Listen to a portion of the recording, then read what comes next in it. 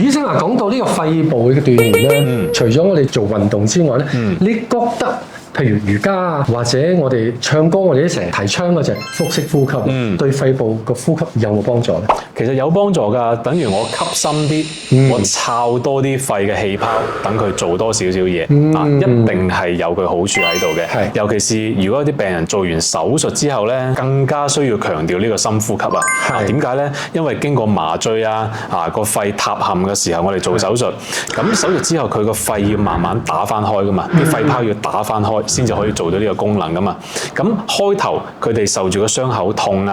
有條引流管硬住唔舒服啊，咁傾向咧就個肺泡咧冇打得咁開，係啦，咁所以我哋就要鼓勵啲病人咧一定要做多啲深呼吸嘅運動，打翻開啲氣泡，一來令到個氣體交換更加有效率，就唔好蝕緊啲肺，等佢由佢唔做嘢，